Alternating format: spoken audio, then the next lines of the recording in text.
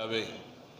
এই জন্য রমাদানের প্রস্তুতি রাখা এবং চেষ্টার ভিতরে থাকা, রবের কাছে বেশি বেশি দোয়া করতে থাকা, আল্লাহুম্মা বারিক লানা ফি রজব ওয়া শাবান ওয়া বাল্লিগনা রমাদান। বেশি বেশি আল্লাহ সুবহানাহু ওয়া তাআলার দরবারে দোয়া করতে থাকা। মুহতারাম হাজিরিন, আমরা জানি আমাদের দেশে একটি নির্বাচন হবে আর অল্প কটা দিন পরেই। এই জন্য ইসলামের দৃষ্টিভঙ্গিতে, শরিয়াতের দৃষ্টিভঙ্গিতে আমরা কাকে ভোট দিব, ভোট দেওয়া কি আমাদের জানা থাকা দরকার। আমাদের শাসক নির্ধারণ হবে, দায়িত্বশীল নির্ধারণ হবে এবং সেই নির্ধারণের মাধ্যম হলো আমরা। আল্লাহ রাব্বুল আলামিন আমাদের মতামত, আমাদের চেষ্টার ভিত্তিতে আমাদের শাসক নির্ধারণ করবেন। এজন্য সে শাসক কে হবে, কোন গুণের অধিকারী শাসককে আমরা আমাদের মতামত দিব, আমাদের রায় দিব, আমাদের ভোট দিব। ইসলামের দৃষ্টিকোণ থেকে এই বিষয়গুলি আমাদের জানার দরকার আছে না নাই? আছে। নির্বাচনের আগের জুমায় প্রত্যেক মসজিদের মুসল্লিরা চিন্তা করে, আমি যেই প্রার্থীর সমর্থক, হুজুরের বয়ানটা তার পক্ষে যায় না বিপক্ষে যায়, এই রকমের একটা চিন্তা ভাবনা থাকে। এজন্য নির্বাচনের আগের জুমার বয়ানটা বড় ক্রিটিক্যাল। অবস্থা হয় ওই বাপ বেটা দুইজনের মতো। বাপ বেটা দুইজন মিলে একটা গাধা কিনছে বাজার থেকে। এখন বাড়ির পথ লম্বা পথ, মাঠের পথ, নদী পথ পার হয়ে যেতে হয়। গাধাটা কিনে বাপ বেটা দুইজন মিলে রওনা করেছে বাড়িতে। চিন্তা করলো নতুন গাধা, কষ্ট দিয়ে লাভ কি। বাপে পিছন থেকে ধাক্কা দেয়, ছেলে সামনে থেকে রশি দিয়ে টানে। রাস্তার লোকেরা বলে, দেখছো কিনছে এক গাধা আর সাথে আরো দুই গাধা, এত টাকা দিয়ে গাধা কিনে খালি গাধা নিয়ে যাচ্ছে, ইচ্ছা করলেই তো চড়তে পারে। তো বাপে বলল, ঠিক আছে বাবা তুমি ওঠো, আমি হাঁটি। ছেলের গাধার পিঠে দিয়ে বাপে টানতেছে রশি। কিছু দূর যাওয়ার পরে লোকজন বলে, কি বেয়াদব একটা ছেলে, বাপেরে হাঁটায় নিজে উঠছে গাধায়। বাপ দেখছে এ তো আর এক বিপদ, বাবা তুমি না নামো, এবার আমি উঠি। কিছু দূর যাওয়ার পর এবার আরো কিছু লোক বলে, এটা কোন প্রকার, আগে ছেলে উঠছে বাপে হাঁটছে, এবার বাপে উঠছে ছেলে হাঁটে। লোকেরা বলে এটা জালেম বাপ, ছোট্ট একটা ছেলের হাঁটায় নিয়ে যায় আর নিজে উঠছে গাধার উপরে। কোনো মানবতা নাই, কোনো দয়া মায়া নাই। বাপ বলতেছে, আব্বা কেউ না উঠলেও বিপদ, তুমি উঠলেও বিপদ, আমি উঠলেও বিপদ, কি একটা মুসিবত, আসলে দুইজন মিলে একসাথে উঠি। এবার কিছু লোকে বলতেছে, এমন বড় নির্দয় পাষাণ, এক গাধার উপরে বাপ বেটা দুজন মিলে উঠছে, কি মুসিবত। আগের বার একদম খালি ছিল তাও বিপদ, ছেলে উঠছে বিপদ, এরপরে বাপে উঠছে তাও সমালোচনা, এরপরে দুজন মিলে উঠছে, এবারও নিন্দার ঝড়। আর কোনো উপায় নাই, সব শেষ। মাঠের পথ পার হয়ে নদীর পথ শুরু হলো, এবার সাঁকো পার হতে হবে। যারা গ্রাম দেশের মানুষ তারা বাঁশের সাঁকো, কাঠের সাঁকো তারা দেখেছেন। বাপ বেটা দুজন মিলে চিন্তা করলো, যেহেতু দুজন উঠলেও বিপদ, না উঠলেও বিপদ, তুমি উঠলেও দোষ, আমি উঠলেও দোষ, কোনোটা আর করা যাবে না। গাধার চার হাত পা বেঁধে ভিতর দিয়ে একটা বড় বাঁশ ঢুকায়া বাপে কয়, বাঁশের এক মাথা তুমি কান্দে নাও, আর এক মাথা আমি কান্দে নি। এই বাপ বেটা গাধা কান্দে নিয়া নদী পার হইতে গিয়ে সাঁকোয় উঠছে। গাধা চোখ বড় বড় করে নিচের দিকে তাকায়, দেখে উথাল পাতাল ঢেউ। এই পানির ঢেউ দেখে গাধা দিছে এক লাফ। এখন অরিজিনাল গাধা সাথের দুই গাধা, তিন গাধা মিলেই পানির ভিতরে। নানান রকম মতামত। আসলে মানুষের এই মতামত উপেক্ষা করে যেটা সঠিক এবং যেটা ইসলাম বলে, যেটা মানবতা বলে, যেটা দেশের জন্য কল্যাণের, সেই কথাটাই বুক ফুলিয়ে বলতে হবে। কে কি বলল ওইটা দেখা খতিবের কাজ। জোরে বলো, ওইটা দেখা খতিবের কাজ নয়।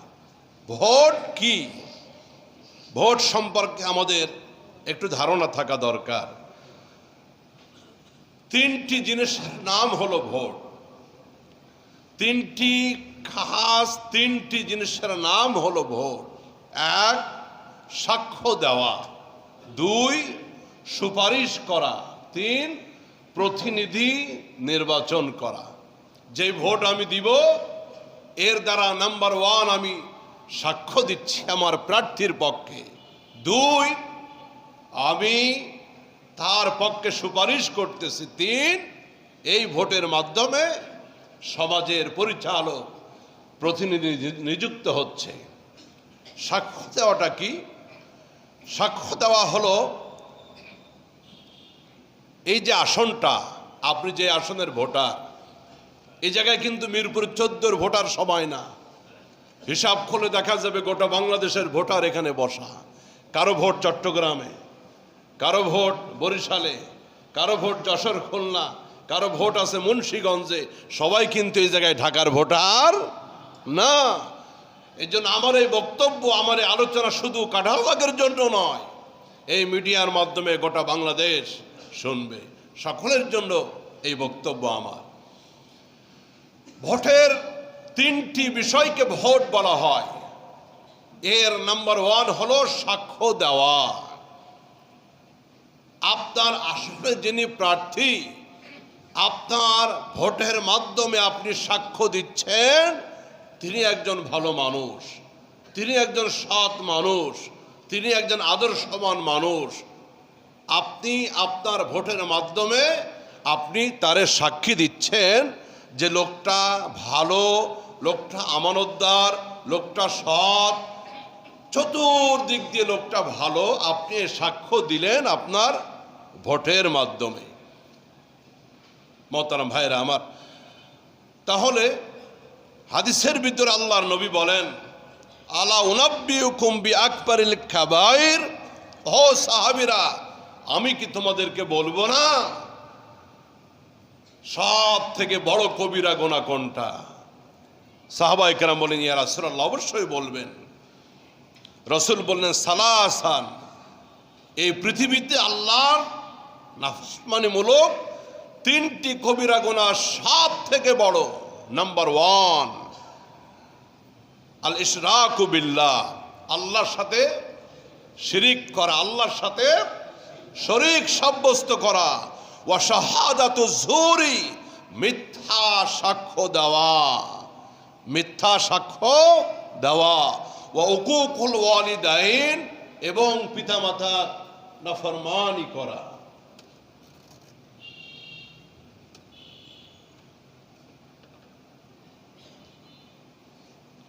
পিতামাতার নাফরমানি করা। তাহলে তিনটি কবিরা গুনার ভিতরে একটি হলো আল্লাহর সাথে কাউকে শরীক করা, আরেকটি হলো পিতামাতার নাফরমানি করা, আরেকটি হলো মিথ্যা সাক্ষ্য দেওয়া। আচ্ছা, যে যে আসনের ভোটার আপনারা আছেন, আপনি আপনার যে প্রার্থীকে ভোট দিলেন, আপনি তার পক্ষে সাক্ষী দিলেন লোকটা ভালো, লোকটা আমানতদার, লোকটা দেশপ্রেমিক, লোকটা সৎ, লোকটা খোদাভীরু, লোকটা তাকওয়াবান। এই যে আপনি সাক্ষীটা দিলেন, যদি এই গুণাবলী তার ভিতরে না থাকে, তাহলে আপনি তার পক্ষে মিথ্যা সাক্ষী দিলেন। কি দিলেন? এই ওয়াজ কি আমার নাকি নবীজির? নবীজির।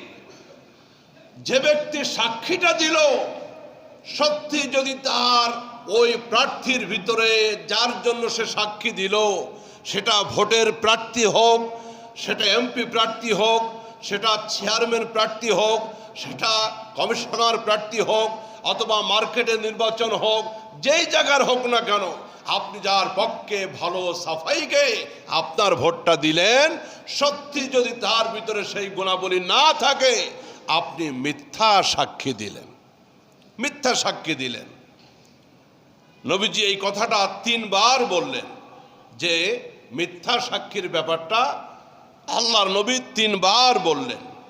মোহতারাম হাজিরিন, এই জন্য কে কোন প্রতীকে কে কোন প্রার্থীকে ভোট দিবেন আমি সেটা জানি না।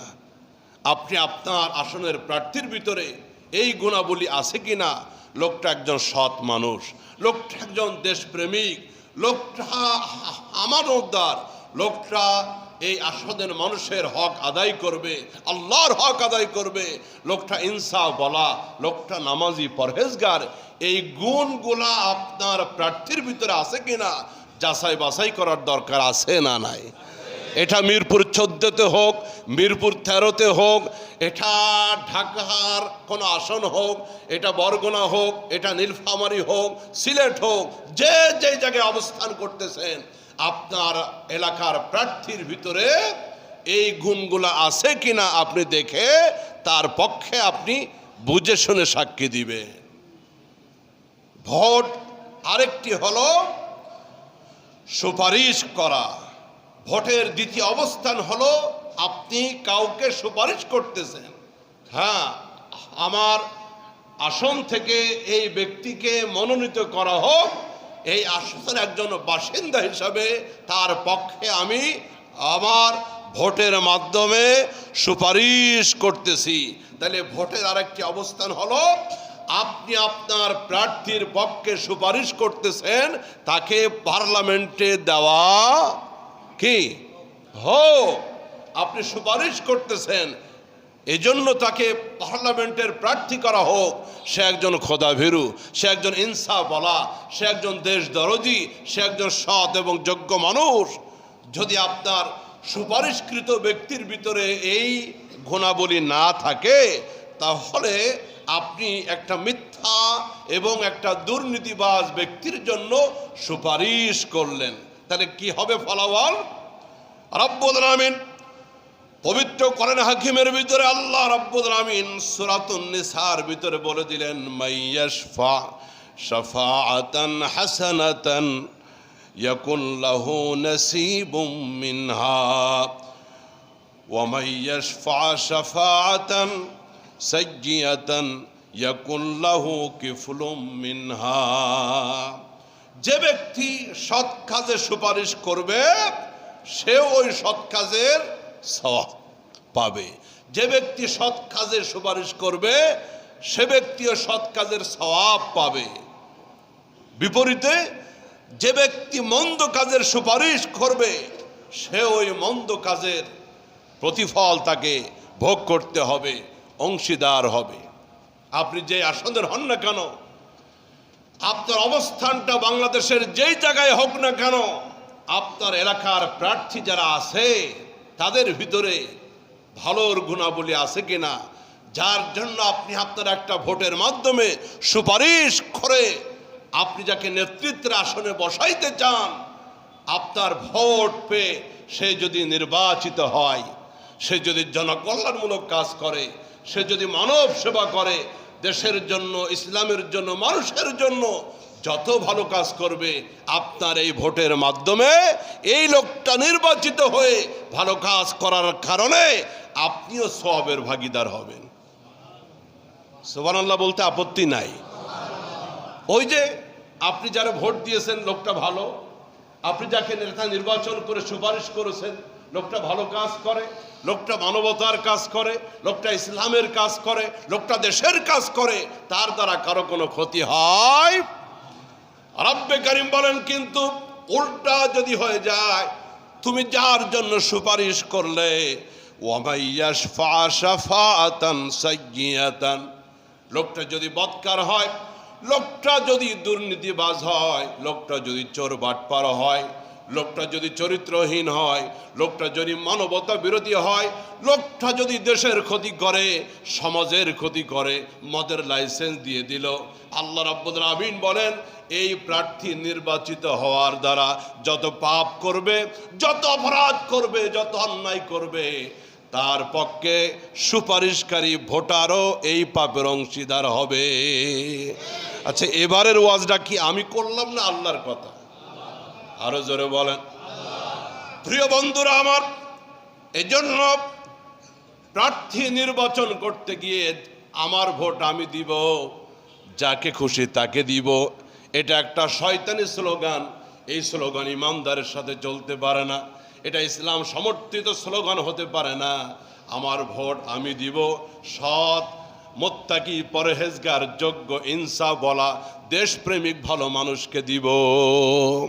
যেই হোক না কেন, যেই জায়গার হোক না কেন, যেই জেলাতে হোক না কেন, যেই আসনের হোক না কেন, একজন ভালো মানুষকে আবার ভোটটা দিব। কোনো দুর্নীতিবাজ, মিথ্যাবাদী, পরহেজগার না, আল্লাহ ভীরু না, এমন মানুষকে আমি দিব। ওই যে বললাম, তার ভালো কাজের দায়িত্ব আপনাকে নিতে হবে। আপনি নেকি পাবেন, তার খারাপ কাজের একটা ফলাফল আপনার আমল নামায় যাবে।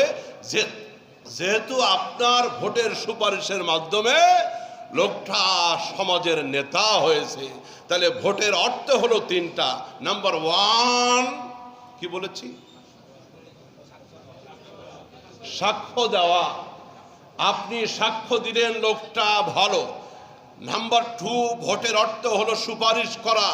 আপনি তার পক্ষে সুপারিশ করলেন ভোটের মাধ্যমে, এই লোককে আমাদের নেতা বানানো হোক, তাকে পার্লামেন্টে পৌঁছে দেওয়া হোক। আপনার সাক্ষ্যে, আপনার সুপারিশে লোকটা নেতা হয়ে গেল। ভালো করলে ভালো পাবেন, মন্দ করলে মন্দ পাবেন। ভোটের এরপরে শুধু ভোটারদের জন্য নয়, যারা এজেন্ট হবে, যারা ভোট কেন্দ্রে দায়িত্বশীল হবে, তারাও যদি দুর্নীতি করে, একজনকে তারা ভোটে জিতিয়ে দেওয়ার চেষ্টা করে, অপচেষ্টা, এই দায়ভার তাদেরকেও বহন করতে হবে। শুধু ভোটারকে নয়, যারা এজেন্ট হবে, ভোট কেন্দ্রের নির্দিষ্ট দায়িত্বপ্রাপ্ত লোকেরা যদি কোনো অসৎ ব্যক্তির পক্ষে তারা এই রকমের অবিচার করে, তারা জোর করে তারা জিতাই দেওয়ার চেষ্টা করে, লোকটা যদি ভালো না হয়, একই ফলাফল তাদেরকেও ভোগ করতে হবে। হাসরের ময়দানেও এর জন্য কঠিন জবাব দিতে হবে। ভোটের আরেকটি অর্থ হলো প্রতিনিধি নির্বাচন করা। ভোটের মাধ্যমে আপনার অভিভাবক নির্বাচন করা। এখন আপনি ভালো অভিভাবক নির্বাচন করবেন নাকি মন্দ অভিভাবক নির্বাচন করবেন? রব্বুল আলামিন বলেন কোরআনে হাকিমের ভিতরে, রব্বে করিম বলেন, ইয়া আইয়ুহাল্লাযীনা আমানুত্তাকুল্লাহা ওয়া কুনু মা'আস সাদিকিন। হে বিশ্বাসীরা, ইমানদারেরা, আল্লাহকে ভয় করো এবং সত্যবাদীদের সাথে থাকো। সত্যবাদীদের সাথী তোমরা হয়ে যাও। ওয়া কুনু মা'আস সাদিকিন, সাদিকিনদের সাথী তোমরা হয়ে যাও, তাদেরকে বন্ধু বানাও। বন্ধু নির্বাচনে, অভিভাবক নির্বাচন যাদেরকে করবা, তারা যেন সৎ হয়, তারা যেন সত্যবাদী হয়, তারা যেন আল্লাহ ভীরু হয়। এই জন্য প্রতিনিধি যাদেরকে নির্বাচন করব, তারা যেন ভালো হয়, তাকওয়া পরহেজগারওয়ালা হয়, তারা যেন নামাজি হয়, তারা যেন চরিত্রওয়ালা হয়, তারা যেন সমাজকে সেবা করতে পারে, তারা যেন দেশকে সেবা করতে পারে। এই জন্য ভোট দিব, আমার ভোট আমি দিব সৎ, যোগ্য, ভালো মানুষ, পরহেজগার দেখে দিব ইনশাআল্লাহ।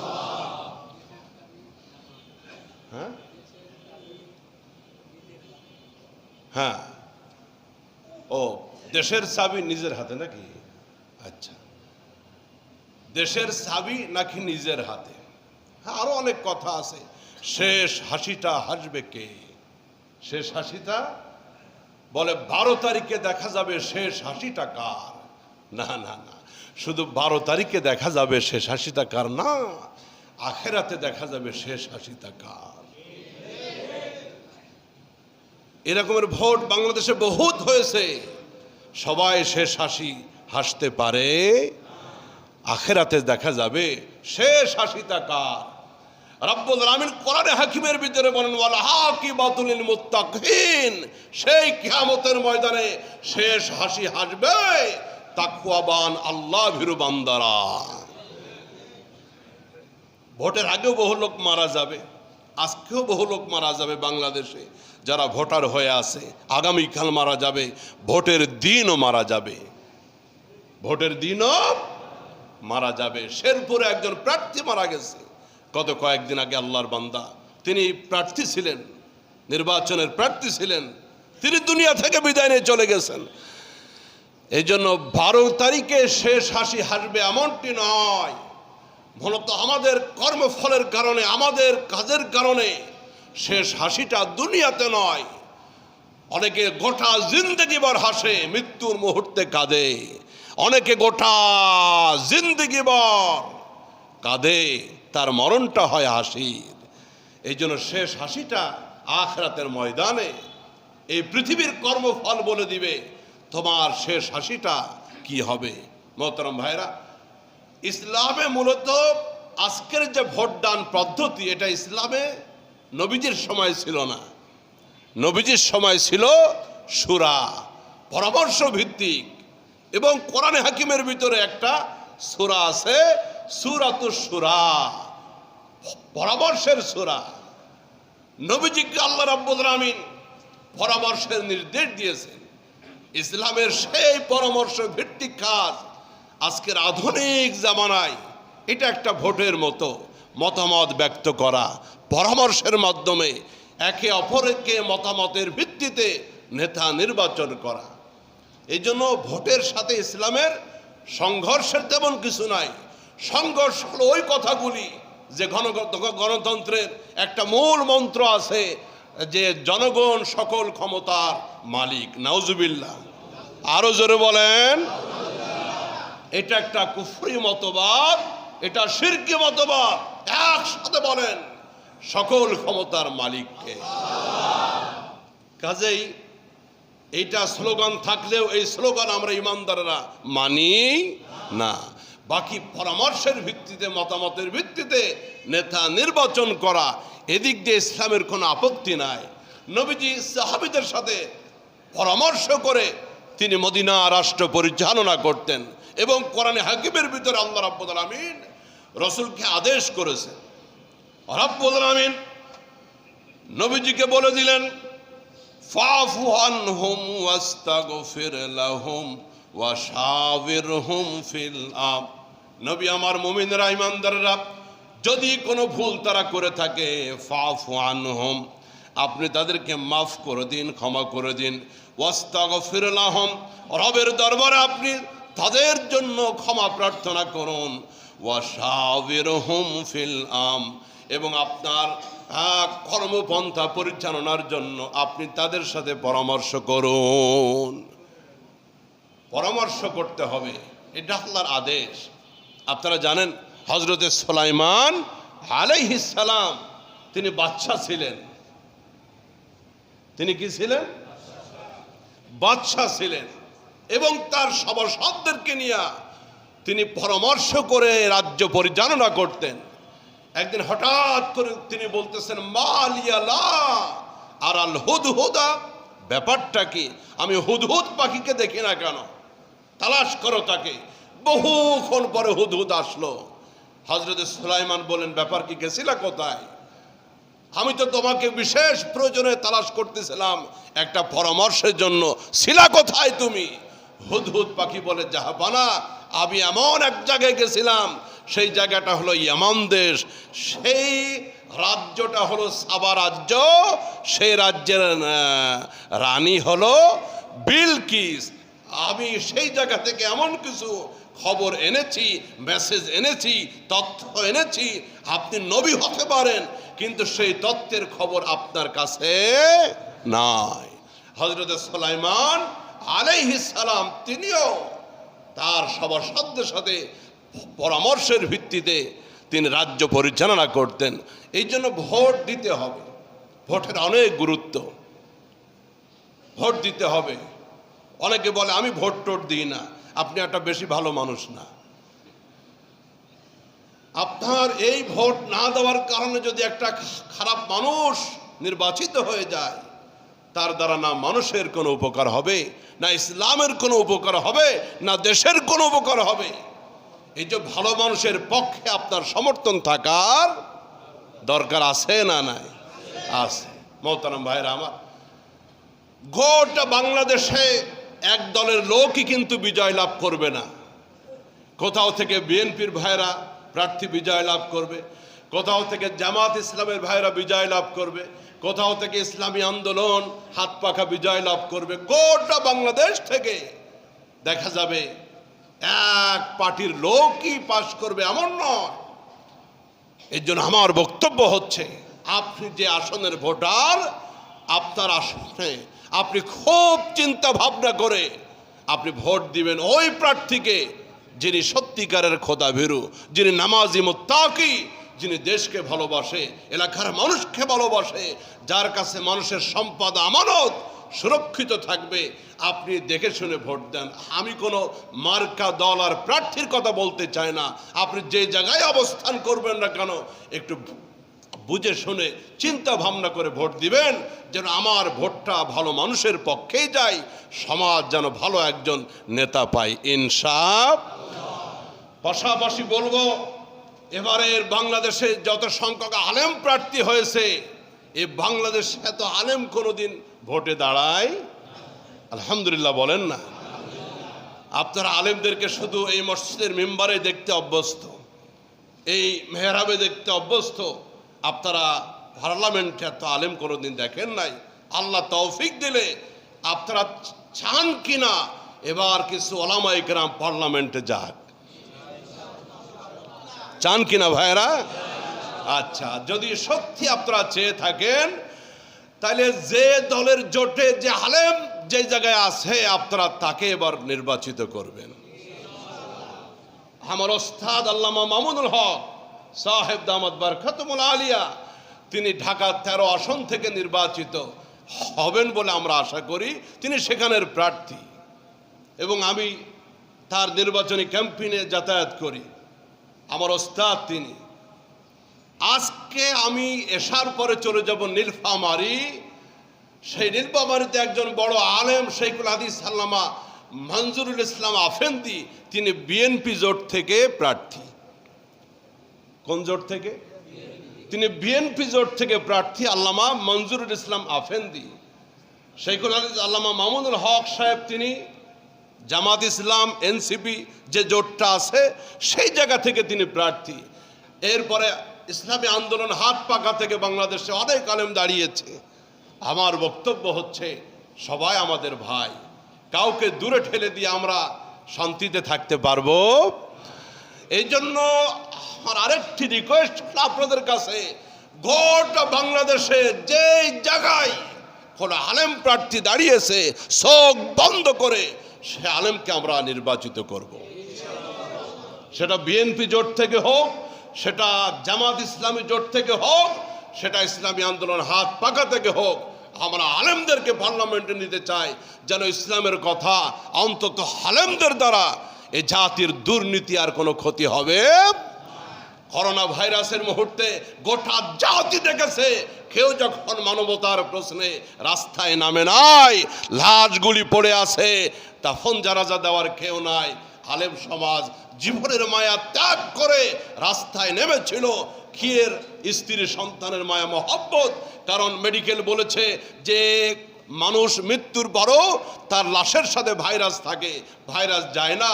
এই জন্য বাবার লাশ পড়েছিল, ছেলেরা দাফন দেয় নাই। এই ছেলের লাশ পড়ে আছে, বাবা কাছে যায় নাই।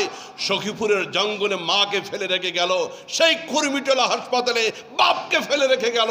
এদের আলেম সমাজ সেই বিপদের মুহূর্তে তারা টিম করে করে গোটা বাংলাদেশে তারা কাফন দাফনের ব্যবস্থা করেছিল।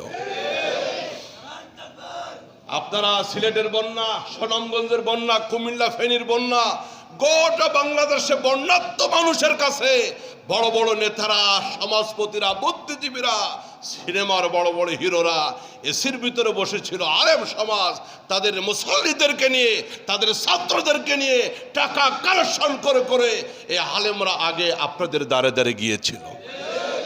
কাজেই আলেমরা জাতির পরীক্ষিত বন্ধু।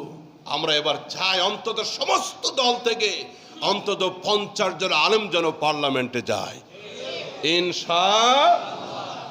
পাশাপাশি বিএনপি হোক, জামাতে ইসলামী হোক, ইসলামী আন্দোলন হোক, আরও যে প্রার্থী আছে, যে সমস্ত এলাকায় আছে, তাদের ভিতর থেকে আপনারা বাছাই করেন সত্যিকারের ভালো মানুষ কারা, অতীতেও ভালো ছিল কারা, আগামীতেও ভালো হবে কারা, নামাজি মুত্তাকি কারা, একটু বুঝে আপনার সমর্থনটা একজন ভালো মুত্তাকি পরহেজগার মানুষকে দিবেন ইনশাআল্লাহ, যিনি নামাজি। কি ভাই বলেন হুজুর নামাজি হলে ভোট দিয়ে দিব? হ্যাঁ, কারণ যে ব্যক্তি আল্লাহর হক আদায় করে না সে জনগণের হকও আদায় করবে না।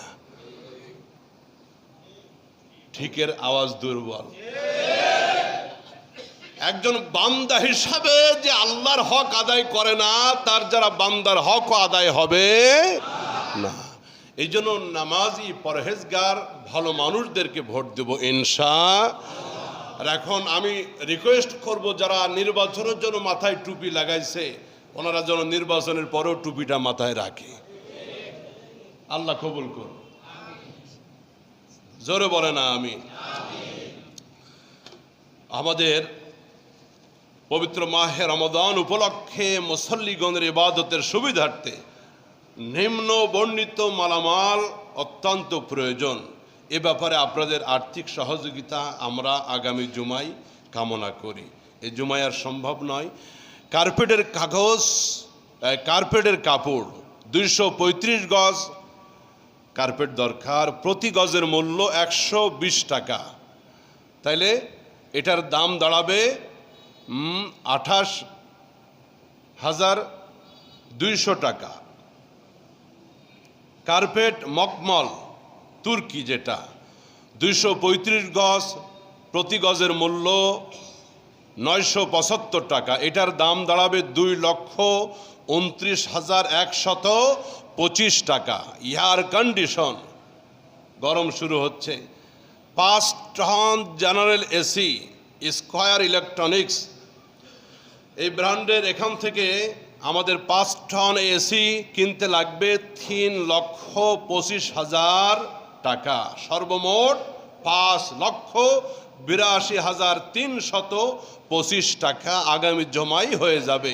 এই ছোট হিসাব কাঁঠালবাগে বাঁধবে না ইনশাআল্লাহ। আমি কি কোনো দলের পক্ষে বলেছি, কোনো মার্কার বিপক্ষে বলেছি? তাহলে দল দেখে না, মার্কা দেখেও না, ব্যক্তি ভালো কিনা আমরা তাকে ভোট দিব ইনশাআল্লাহ। আল্লাহ আমাদের সবাইকে কবুল করুন। আরো জোরে বলে না আমি। আর আসলে এখন দিন আবার বড় হয়ে গেছে, সময়টা বড় হয়ে গেছে। আমার মনে হয় আমরা আবার জুমাটা 1:30-এ করতে পারি, আমাদের মহতারাম সভাপতি সাহেব যদি সম্মত দেন ইনশাআল্লাহ। তো আমাদের এখানে অনেক প্রার্থী এসেছে এতদিন পর্যন্ত, যদিও আমি থাকা অবস্থায় এবার কোনো প্রার্থী পাই নাই। আমাদের একজন মহতারাম প্রার্থী এসেছেন আমাদের মসজিদ কমিটির অনুমতিক্রমে। আমাদের 14 আসন ইসলামী আন্দোলন হাতপাকা থেকে জনাব আলহাজ আবু ইউসুফ সাহেব, তিনি আপনাদেরকে একটু সালাম দিবেন। আমি মহতারামকে একটু সালাম বিনিময়ের জন্য আমি অনুরোধ জানাচ্ছি।